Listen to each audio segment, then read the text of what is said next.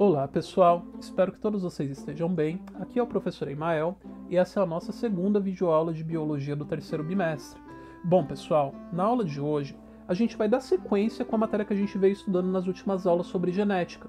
Só que hoje a gente vai focar em um tema que é extremamente importante e que talvez aqueles de vocês que pretendem seguir em alguma área ligada com a saúde deverão conhecer isso de cor e salteado, que é o conteúdo sobre grupos sanguíneos.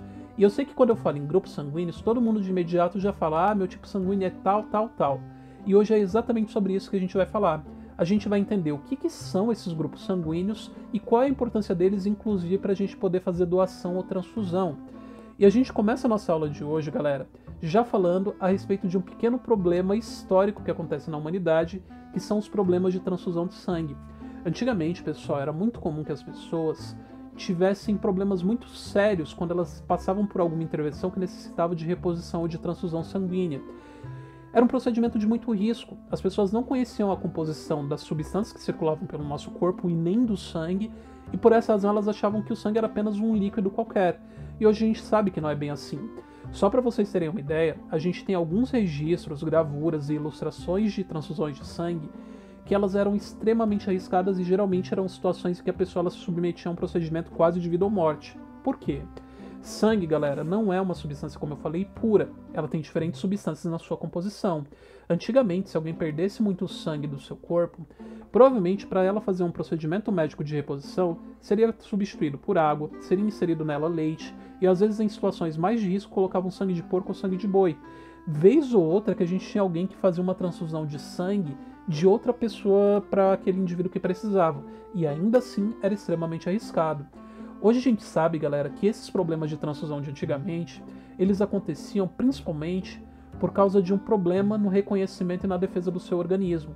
No ano passado, quando a gente estudou o sistema imunitário, eu lembro que eu ensinei para vocês que o nosso corpo ele possui células de defesa e de combate que servem para proteger o seu organismo de invasão de alguma partícula estranha. Eu comentei que as partículas estranhas que invadem o nosso corpo, elas são chamadas de antígenos. E esses antígenos eles são combatidos pelos glóbulos brancos, que produzem anticorpos, que eram substâncias super especializadas para imobilizar e identificar quem eram aquelas partículas estranhas que estavam no seu corpo. E eu lembro que eu comentei com vocês ano passado que a maioria dos anticorpos eles têm um formato de Y.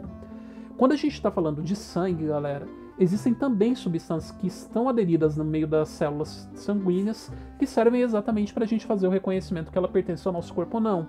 E existem substâncias que pertencem ao sistema ABO e substâncias que pertencem ao sistema RH, que são os temas do que a gente vai falar na aula de hoje.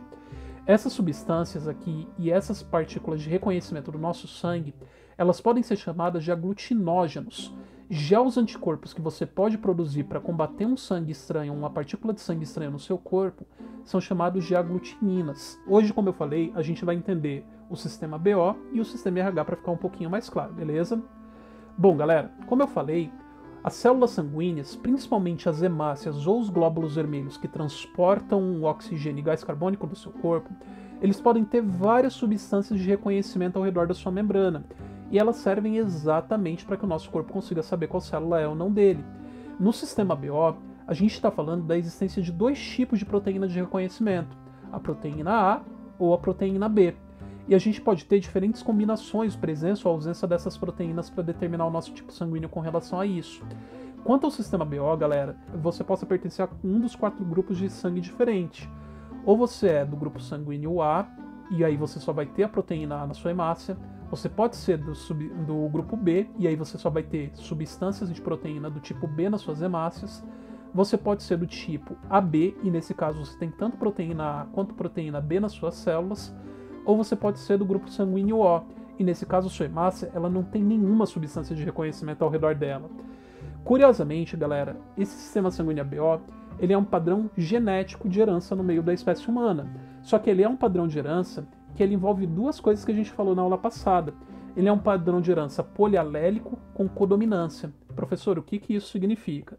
Só para a gente relembrar, polialelia é quando a gente tem mais do que apenas 2 genes para uma característica, e codominância é quando a gente tem 2 genes que eles compartilham às vezes o mesmo grau de dominância e os dois podem se manifestar dependendo da situação. No caso do sistema sanguíneo ABO, galera, a gente tem 3 possíveis genes.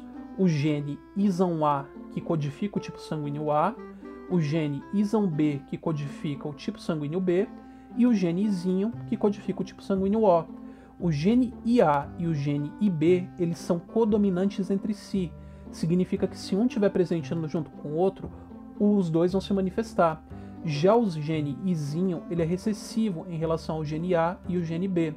O que isso prova pra gente na prática, pessoal? Uma pessoa de tipo sanguíneo A, ela vai ter que ter o gene ISão-A, ou ela pode ser ISão-A e Izinho.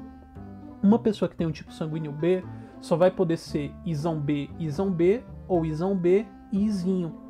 Uma pessoa do tipo sanguíneo AB, que produz as duas substâncias ao redor da hemácia dela, ela vai ser ISão-A e ISão-B, porque é a única probabilidade dela conseguir produzir as duas substâncias.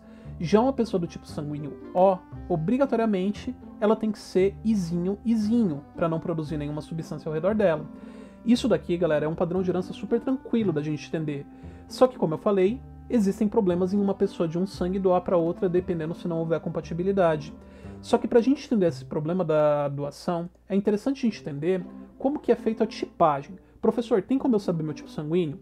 Tem, e ele é bem tranquilo de ser feito, porque ele é um procedimento super rápido que qualquer laboratório consegue fazer.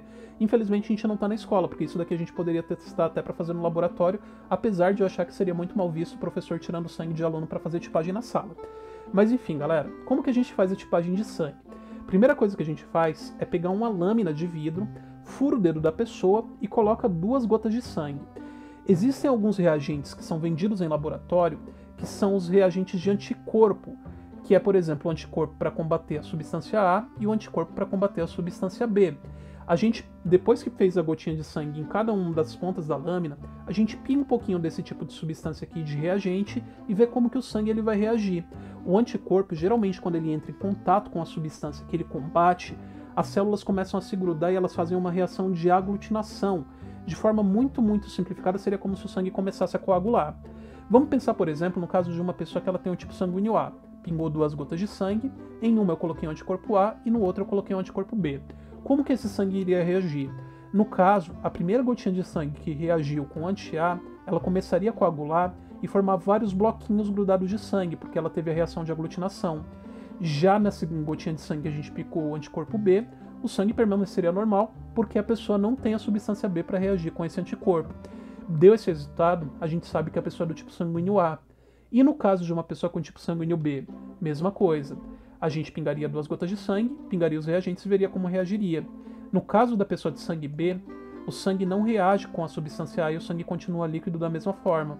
Já que quando a gente pinga o anticorpo B, o sangue começa a coagular e formar vários coágulozinhos aqui aglutinados. Isso indica que a pessoa pertence ao tipo sanguíneo B. Professor, e no caso de uma pessoa que tem um sangue AB? Se a gente pingasse o sangue e colocasse em reação, ela reagiria com os 2 reagentes, porque ela tem tanto a substância A quanto a substância B.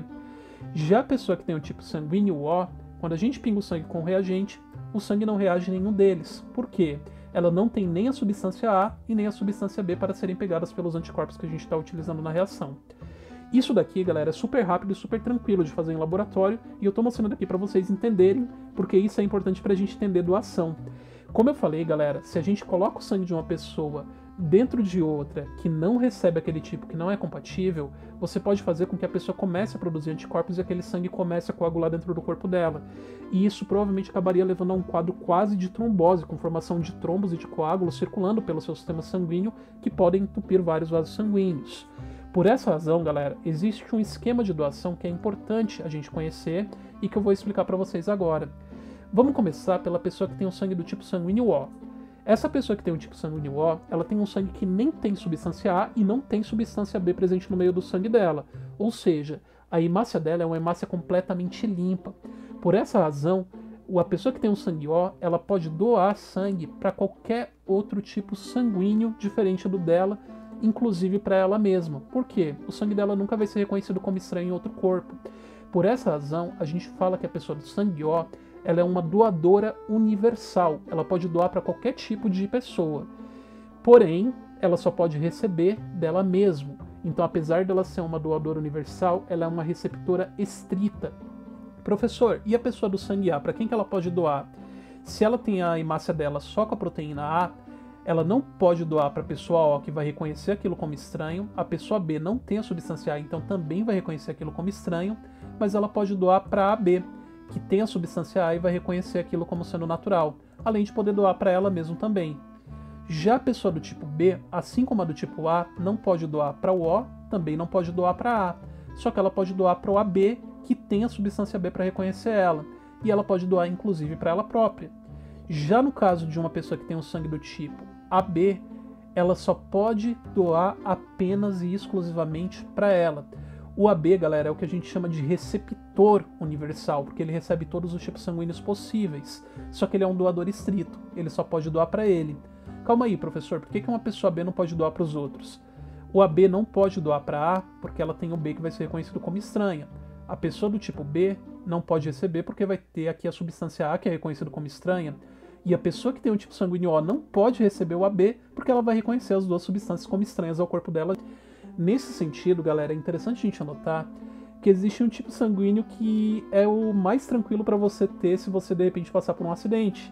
Se você é do tipo sanguíneo AB, excelente, porque você vai poder receber qualquer tipo sanguíneo possível desse sistema sem nenhuma interferência. Agora, se você for uma pessoa do tipo sanguíneo O, sugiro que você procure outra pessoa com sangue O também e você conheça durante a sua vida e mantenha uma boa relação de amizade com ela pelo resto da vida, porque se você precisar de sangue, talvez ela pode ser uma doadora. Só que nem sempre, galera, só o sistema BO, ele determina quem pode doar para uma pessoa ou não.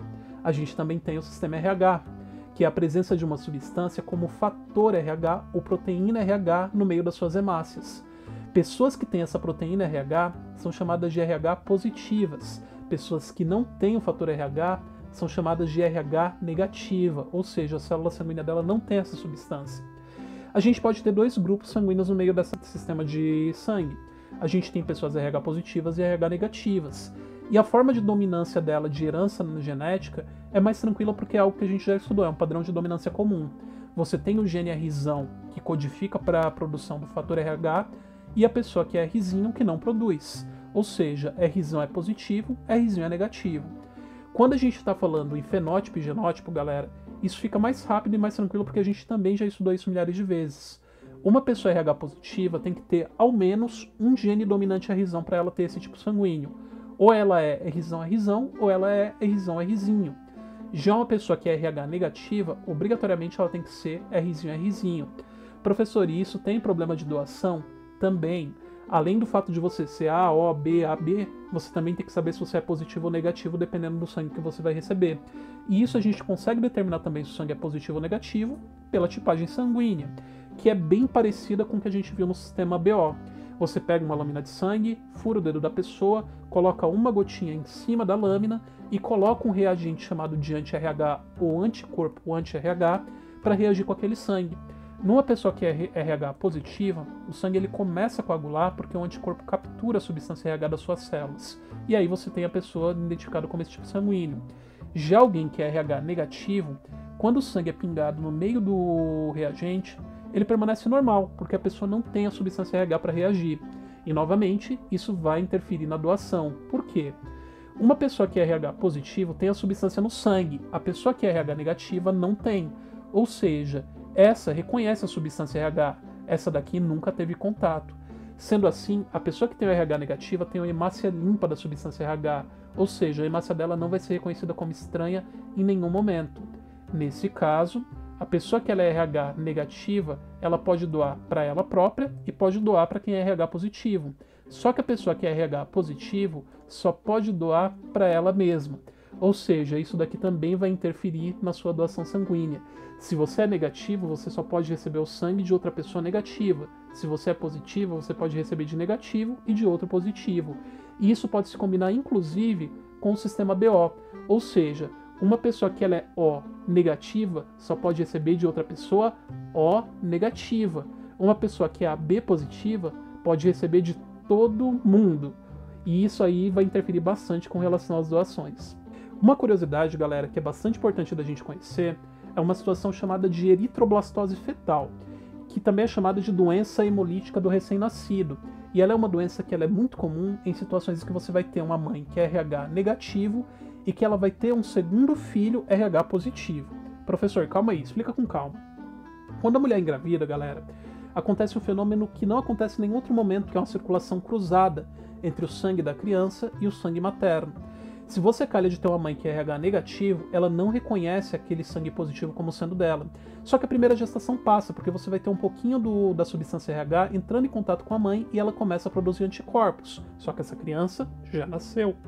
O problema é se essa mulher engravidar uma segunda vez de um segundo filho RH positivo. Por quê? Nessa situação, o corpo dela já está com os anticorpos preparados.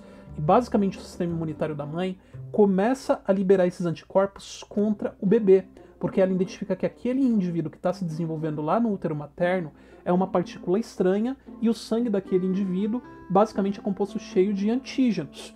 E o organismo da mãe começa a tentar destruir o sangue da criança. E isso pode acabar levando a quadros de aborto espontâneo, pode acabar levando a um quadro de eclâmpsia durante a hora do parto, porque basicamente a mãe não vai conseguir levar essa gestação por muito tempo.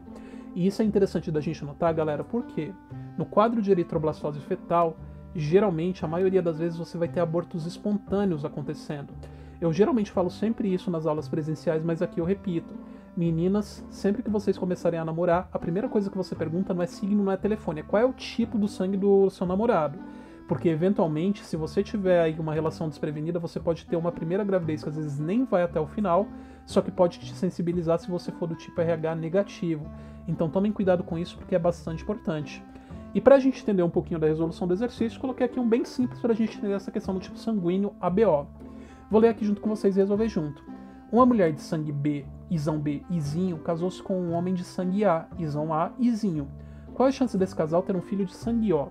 E aí a gente tem um cruzamento. Professor, como que faz isso? Já fizemos milhares de vezes, é através do diagrama de Punnett. A gente sabe que a gente vai ter a mãe Izão B, Izinho, e o pai Izão A, Izinho. Faz as combinações possíveis, Izão A, Izão B, Izão A, Izinho, Izão B, Izinho e Izinho, Izinho. Nesse caso, galera, a gente pode verificar que a gente tem aqui apenas um resultado dentre 4 possíveis para o filho nascer com um tipo sanguíneo O, ou seja, a probabilidade de nascer uma criança de sangue O é apenas de 25%. Bom, galera, agradeço a atenção de vocês. Deixa aí esse meme para ver se alguém aí consegue entender o que está escrito e o porquê que essa situação está sendo explicada e porquê que ela é engraçada. Deixem nos comentários ou do Class que eu vejo depois. Muito obrigado pela atenção e até a próxima semana.